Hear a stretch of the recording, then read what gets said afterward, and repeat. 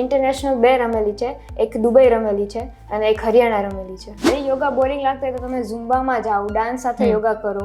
કલેક્ટમાં 23 જેટલા મેડલ્સ છે અને 5 ટ્રોફી છે. નમસ્કાર દર્શક મિત્રો, વોઇસ ઓફ ડેના પ્લેટફોર્મ પર હાર્દિક સ્વાગત છે આપની સાથે. હું આકાંક્ષા ગોંડલિયા. આમ તો જો કે આજે સ્ટુડિયોમાં બહુ જ ખાસ મહેમાન આવ્યા છે, યશવી એટલે કે રબર ગર્લ. તો આપણે યશવીના મુખે જ તેની જર્ની શું છે, તેને ક્યાંથી સ્ટાર્ટ કરેલું છે અને યોગાને લઈને તેને માહિતી કેવી રીતે મળે એના વિશે જાણવાનું છે. તો યશવી, પહેલા તો સ્વાગત છે વોઇસ ઓફ ડેના પ્લેટફોર્મ પર. Thank you so much. Yashvi, પહેલા તો એ જ કે સ્ટાર્ટિંગ ક્યાંથી કર્યું, વિચાર કેવી રીતે આવ્યો કે મારે યોગાની ફિલ્ડમાં જવું છે? હું કડવીબાઈ વિરાણી કન્યા વિદ્યાલયમાં અભ્યાસ કરતી હતી. ત્યાં સ્પોર્ટ્સનું ખૂબ જ મહત્ત્વ હતું.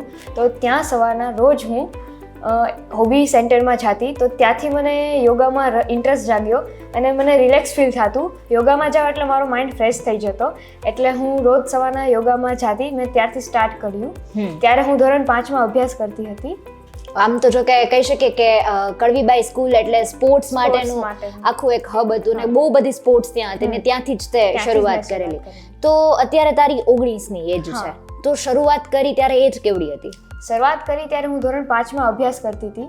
ઓકે, અને ત્યારથી જ એવું વિચાર કે બસ હવે યોગામાં જવું છે? હવે યોગામાં જવું છે.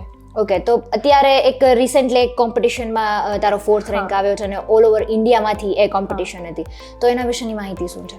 હું ઓલ ઇન્ડિયા યુનિવર્સિટીમાં ગઈ હતી અને એમાં હું રિધમિક ઇવેન્ટ રમેલી હતી, જેમાં તમારે ડાન્સ સાથે પરફોર્મ કરવાનું હોય. 2.5 મિનિટનો સમય આપે અને તમારે એમાં 10 આસન પ્રેઝન્ટ કરવાના હોય. યોગામાં 5 જાતના તમારે આસનની કેટેગરી આવે. ફોરવર્ડ છે, બેન્ડિંગ છે, ટ્વિસ્ટિંગ છે, લેગ બેલેન્સ છે અને હેન્ડ બેલેન્સ છે. એ બધું રિપ્રેઝન્ટ કરવાનું હોય છે ત્યાં. અને એમાં મેં બધું બહુ સારી રીતે રિપ્રેઝન્ટ કર્યું અને એક થીમ પકડીને ચાલવાનું હોય છે. તો એમાં મેં કૃષ્ણની થીમ પકડીને હું આગળ ચાલતી હતી. ઓકે, તો એમાં સોંગ્સ ને બધું કયા કયા હતા? કાન્હા સો જા જરા બાહુબલીનું સોંગ હતું અને એમાં આખી થીમ કાન્હાએ કૃષ્ણ કેમ અર્પણ કર્યું, મોરપિંક પંખ કેમ અર્પણ કર્યું, તેના ઉપર આખી થીમમાં હતું. ઓકે, હવે એવું કહી શકે કે કદાચ આ સોંગ ઉપર કોઈ ડાન્સ પણ ન કરી શકે અને એ બધા સોંગ્સ પર તે યોગા કર્યો છે. ઓકે, તો આ જે રિધમિક વાળો તે જે પોઈન્ટ કીધો છે કે એ મુજબ તું યોગા કરે છે, તો એ સિવાય બીજી કેટલી કોમ્પિટિશન્સ તે રમેલી છે? એની સિવાય આર્ટિસ્ટિક, ટ્રેડિશનલ, રિધમિક એ બધું એમાં આવે છે. 3 કેટેગરીનું આવે છે. એમાં મેં બધી રમેલી છે. પણ મારા વધારે અચીવમેન્ટ રિધમિકમાં જ છે. રિધમિકમાં જો કે એટલે મેઇન ઈમ આમ કહી શકીએ કે રિધમિક છે. ઇન્ટરનેશનલ કોમ્પિટિશન્સ બધી? હા, ઇન્ટરનેશનલ 2 રમેલી છે, એક દુબઈ રમેલી છે અને એક હરિયાણા રમેલી છે. ઓકે, એટલે આમ તો તું તો રાજકોટની જ છે ને? ઓકે, તો ઇન્ટરનેશનલ કોમ્પિટિશનમાં જ્યારે જા તો એનો એક્સપિરિયન્સ કેવો રહ્યો? એટલે આમ કેવું ફીલ થાય ત્યારે? બહુ સારું ફીલ થાય. મારું ડ્રીમ હતું કે મારે ઇન્ડિયાનું અપર જોઈએ છે.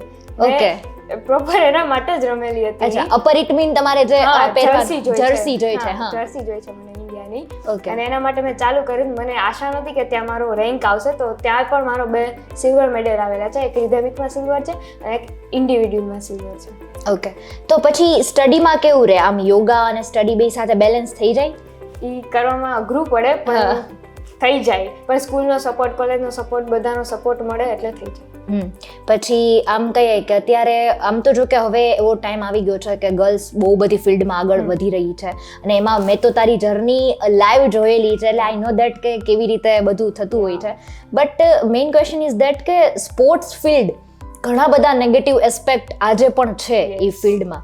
તો એઝ અ ગર્લ તરીકે જ્યારે તું આ ફિલ્ડમાં આગળ વધી છો અને હજુ પણ ડ્રીમ છે કે ઇન્ડિયાને રિપ્રેઝન્ટ કરવું છે ગ્લોબલ પ્લેટફોર્મ પર, તો બહુ બધા ચેલેન્જીસ આવેલા હશે, તો એને કેવી રીતે ઓવરકમ કર્યું? એના માટે તમને યુનિવર્સિટી, અત્યારનું કહું તો યુનિવર્સિટીના સર અને આપણી યુનિવર્સિટી સૌરાષ્ટ્ર યુનિવર્સિટી બહુ જ ધ્યાન રાખે છે.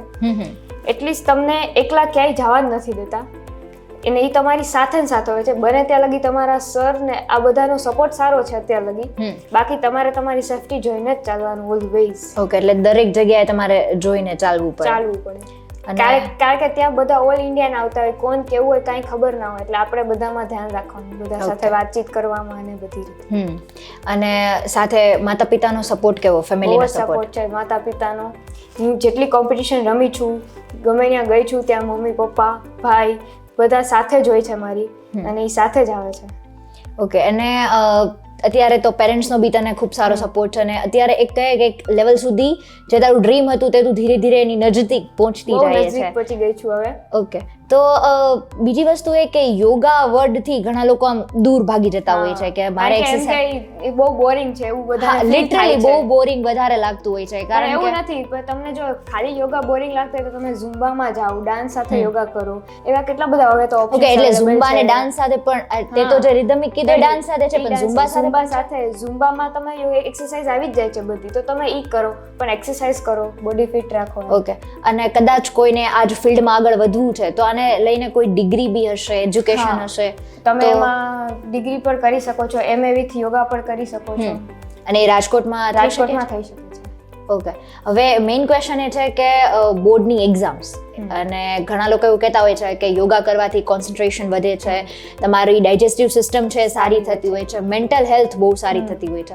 તો એવા મને કોઈ યોગા સજેસ્ટ કરે કે જે સ્પેશિયલી બોર્ડના સ્ટુડન્ટ એમની એક્ઝામ વખતે કરી શકે તો એના માટે તો યોગામાં જો તમે હમણાં કેમ કીધું કે બધા ભાગ્ય છે એટલે કોઈ કરવાનું નથી હું અત્યારે ફાઇનલ કહી દઉં એના માટે તમે પ્રાણાયામ 10 મિનિટ ટાઈમ કાઢીને કરો અનુલોમ વિલોમ છે ભ્રામરી છે ભસ્ત્રિકા છે એ બધા પ્રાણાયામ તમે કરો નોર્મલ એક્સરસાઇઝ કરો જે બધું યુટ્યુબ ઉપર અવેલેબલ જ છે તમે લખો એટલે બધું આવી જ જાય છે પણ ખાલી કરવાની કમી છે ઓકે અને એ સિવાય બીજા એવા કોઈ સિમ્પલ યોગા કે જે લોકો ડેઈલી રૂટીનમાં ઝડપથી શીખી શકે અને કરી શકે પશ્ચિમોત્તાનાસન છે ધનુરાસન છે પછી ચક્રાસન છે એ તમે બધું કરો શીર્ષાસન છે શીર્ષાસનથી તમારા માઇન્ડમાં લોહીનું પરિભ્રમણ સરખું રીતે થઈ શકે તો તમારું માઇન્ડ સરખો ચાલે આ બધા આસન છે એ બધા તમે કરો ઓકે રોજે કરી શકો અને મેડિટેશનને લઈને તારો શું પર્સપેક્ટિવ છે મેડિટેશન રોજ કરવું જોઈએ ઓમકાર છે ભ્રામરી છે પછી અકાર છે ઉકાર છે એ બધા પ્રાણાયામ તમે 10 મિનિટ કરો ને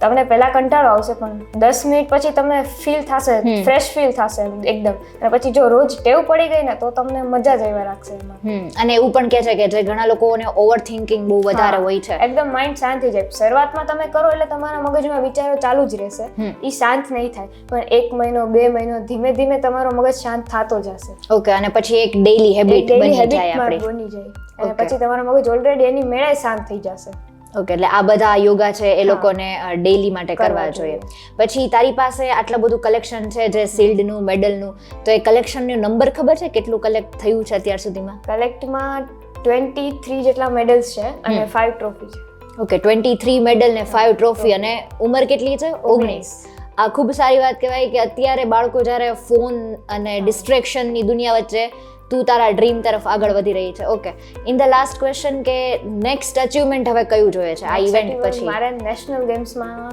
મેડલ લેવું છે ઓકે એટલે એનું સિલેક્શન થઈ જશે એ કઈ ગેમમાંથી થાય એમાં હમણાં જ હું NYSF રમેલી એમાં હું એક પોઈન્ટ માટે જ પાછળ રહી ગયેલી ઓહ અચ્છા એના માટે નેશનલમાં સિલેક્ટ નથી થઈ બાકી નેશનલ ગેમ્સમાં હું સિલેક્ટ થઈ જાય ઓકે કોઈ વાંધો નહીં તારી નેક્સ્ટ અચીવમેન્ટ માટે અત્યારથી all the best thank you so much અને thank you so much voice of day ના પ્લેટફોર્મ પર આવવા માટે આ સાથે જ આજના વિષયનો અહીં અંત કરીએ ફરી મળીશું આપણે આવા અવનવા વિષયો સાથે હવે મને રજા આપશો નમસ્કાર